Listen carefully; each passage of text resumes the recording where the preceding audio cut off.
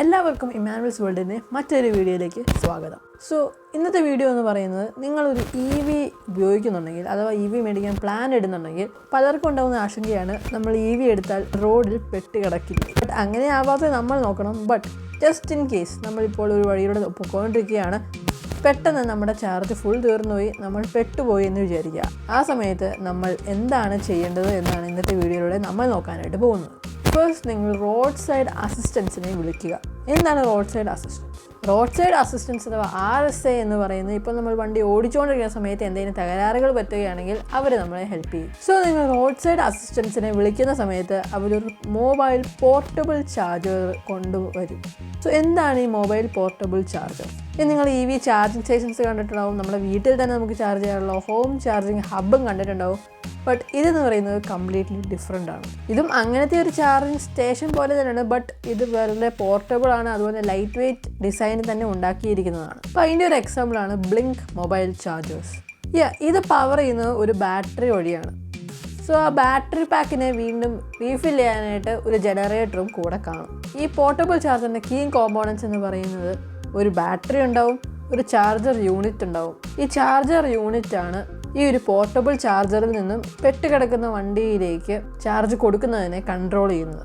ഈ ബാറ്ററി പാക്കിന്, അതായത് mobile ചാർജറിൻ്റെ battery പാക്കിനെ വീണ്ടും ചാർജ് ചെയ്യാനായിട്ട് അതിൻ്റെ കൂടെ ഒരു ഡീസൽ അല്ലെങ്കിൽ ഗ്യാസോലിൻ ജനറേറ്റർ ഉണ്ടാവും. ആൻഡ് ഇതിൽ പല പല ചാർജിങ് കേബിൾസും ഉണ്ടാവും, സഹായം ആവശ്യമായ വണ്ടിയിലേക്ക് കുത്താൻ. പിന്നെ ഒരു കൺട്രോൾ പാനൽ ഉണ്ടാവും, ഇപ്പോൾ എത്ര ലെവൽ ചാർജ് കയറുന്നുണ്ട്, എന്തെങ്കിലും പ്രശ്നങ്ങളുണ്ടോ എന്ന് അറിയാൻ വേണ്ടിയിട്ട്. ഇത് പ്രവർത്തിക്കുന്നതെന്ന് പറയുന്നത്, ഇപ്പോൾ സപ്പോസ് ഒരു വണ്ടി പെട്ടുപോയി എന്ന് വിചാരിക്കുക, അയാൾ നേരെ റോഡ് സൈഡ് അസിസ്റ്റൻസിനെ വിളിക്കുന്നു. അവർ ആ ഒരു പോർട്ടബിൾ ചാർജറുമായി വരുന്നു, ചാർജർ കണക്ട് ചെയ്യുന്നു, ചാർജ് ചെയ്യുന്നു. ബട്ട് ഇതിൻ്റെ ഒരു ചാർജിങ് സ്പീഡ് എന്ന് പറയുന്നത് ചാർജിങ് സ്റ്റേഷൻ, അതായത് ഫാസ്റ്റ് ചാർജിങ് സ്റ്റേഷൻസിൻ്റെ അത്രയും പവർഫുൾ ആണെന്ന് കരുതരുത്, എന്നാലും അത്യാവശ്യം ചാർജിങ് ഫാസ്റ്റ് ആയിരിക്കും. ഈ റോഡ് സൈഡ് പോർട്ടബിൾ ചാർജേഴ്സ് എങ്ങനെയാണ് നമ്മുടെ അടുത്തേക്ക് അവർ കൊണ്ടുവരുന്നത്? മിക്കതിലും അത് ക്യാരി ചെയ്യാൻ വേണ്ടി ഒരു ഡെഡിക്കേറ്റഡ് സർവീസ് വെഹിക്കിൾ ഉണ്ടാവും. ഈ ഒരു പോർട്ടബിൾ ചാർജേഴ്സ് ഉണ്ടാക്കിയിരിക്കുന്നത് പോർട്ടബിലിറ്റിക്കും അതുപോലെ ലൈറ്റ് വെയ്റ്റ് ഡിസൈനിലുമാണ് എന്നുള്ളത് കൊണ്ട് അവർക്ക് ഈ ഒരു സർവീസ് അസിസ്റ്റൻസ് വെഹിക്കിളിൽ അത് സുഖമായി കൊണ്ടുവരാൻ പറ്റും. നിങ്ങൾക്ക് കൺഫ്യൂഷൻ ഉണ്ടാവും, ഈ ഒരു mobile charging stations AC charging ആണോ അതോ DC ഫാസ്റ്റ് ചാർജിങ് ആണോ എന്നുള്ളത്. മിക്കതും DC ഫാസ്റ്റ് ചാർജിങ് ആണ് ഉപയോഗിക്കുന്നത്. കാരണം DC ആണ് ഇത്രയും കൂടി സിഗ്നിഫിക്കൻറ്റ്. കാരണം പെട്ടെന്ന് തന്നെ ചാർജ് കയറും. അങ്ങനെ തന്നെ നമ്മുടെ കാറിനെ പെട്ടെന്ന് തന്നെ അടുത്തുള്ള ചാർജ് സ്റ്റേഷനിലേക്ക് കൊണ്ടുപോകാൻ സാധിക്കും. ആൻഡ് DC ചാർജിങ് ആണ് AC ചാർജിങ്ങിനെ വെച്ച് കമ്പയർ ചെയ്യുമ്പോൾ കുറച്ചും കൂടെ എഫിഷ്യൻറ്റ്. എന്നാൽ ഈ AC ചാർജിങ് ഉപയോഗിക്കാനേ പറ്റില്ല എന്നല്ല, ചില സമയത്ത് വേണമെങ്കിൽ നമുക്ക് AC ചാർജിങ് ഉപയോഗിക്കാം. ബട്ട് ഡ്രൈവറിന് കുറേ സമയം ഉണ്ടാവണം വെയിറ്റിങ്ങിന് വേണ്ടി. ബട്ട് ഈ ഒരു ചാർജറിൻ്റെ ടൈപ്സിനെ ഇൻഫ്ലുവൻസ് ചെയ്യുന്ന കുറച്ച് ഫാക്ടേഴ്സ് ഉണ്ട്. ഒന്നാണ് ആ ഒരു ചാർജർ AC ആണോ DC ആണോ എന്നുള്ളത്. ചിലത് DCയിലായിരിക്കും ഫോക്കസ് ചെയ്യുന്നത്, ചിലത് ACയിലും, ചിലത് അതിൻ്റെ ഒരു കോമ്പിനേഷനിലും ഫോക്കസ് ചെയ്തേക്കാം.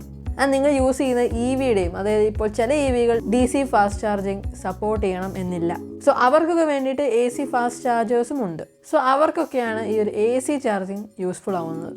നിങ്ങളുടെ EVയുടെ കമ്പനീസും റോഡ് സൈഡ് അസിസ്റ്റൻസ് പ്രൊവൈഡ് ചെയ്യുന്നുണ്ട്. ബട്ട് അവർ പോർട്ടബിൾ ചാർജർ കൊണ്ടുവരുമോ ഇല്ലയോ എന്നുള്ളത് ഓരോരുത്തരെയും ഡിപ്പെൻഡ് ചെയ്തിരിക്കും. ഇപ്പോൾ നിങ്ങൾ ആ ഒരു EV അല്ലെങ്കിൽ കാർ മേടിക്കുന്ന സമയത്ത് അതിന് ഇന്ന കൊല്ലത്തെ റോഡ് സൈഡ് അസിസ്റ്റൻസ് ഉണ്ടാവും എന്നൊക്കെ പറയുന്നത് കേട്ടിട്ടുണ്ടാവും. പല ഇലക്ട്രിക് കാർ കമ്പനീസും ഇതിനെ അവരുടെ സർവീസ് പാക്കേജ് അല്ലെങ്കിൽ വാറണ്ടി ഭാഗമായിട്ടാണ് ഇതിനെ കണക്കാക്കുന്നത്. ചിലവർക്ക് ഈ ഒരു സർവീസ് ഉണ്ടാവാം, ചിലവർക്കില്ലായിരിക്കും. ആൻഡ് ഈ ഒരു ചാർജർ കൊണ്ടുവരണം എന്നുള്ളത് നിങ്ങളുടെ കാറിൻ്റെ ഇഷ്യൂ അനുസരിച്ചിരിക്കും. അതായത് നിങ്ങളുടെ ബാറ്ററി ഫുൾ അങ്ങ് തീർന്നുപോയി, ആ സമയത്ത് അവർ ചിലപ്പോൾ ഈ ഒരു ചാർജർ കൊണ്ടുവരുമായിരിക്കും.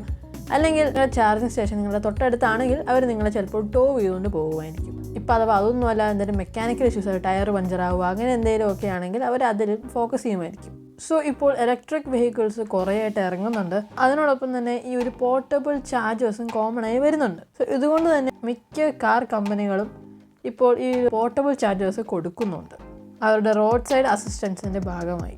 സപ്പോസ് നിങ്ങളുടെ കമ്പനിക്ക് അത് കൊണ്ടുവരാൻ പറ്റിയില്ലെങ്കിൽ നിങ്ങൾ അതർ ഓപ്ഷൻസ് നോക്കുക. ഇപ്പോൾ നിങ്ങളെ ടോ ചെയ്ത് കൊണ്ടുപോകാനോ അല്ലെങ്കിൽ ഇതുള്ള വേറെ ആരുടെയും അടുത്ത് നിങ്ങൾ വിളിച്ചു ചോദിക്കുകയോ ചെയ്യുക. അത്രേ ഉള്ളൂ. ഈ വീഡിയോ നിങ്ങൾക്ക് ഉപകാരപ്പെട്ടു എന്ന് ഞാൻ കരുതുന്നു. ഈ വീഡിയോ ഇഷ്ടപ്പെട്ടെങ്കിൽ ഡെഫിനറ്റ്ലി ഈ വീഡിയോ ലൈക്ക് ചെയ്യാനും ചാനൽ സബ്സ്ക്രൈബ് ചെയ്യാനും മറക്കണ്ട. നമുക്ക് ഇനി അടുത്ത വീഡിയോയിൽ കാണാം. അതുവരേക്കും ഗുഡ് ബൈ.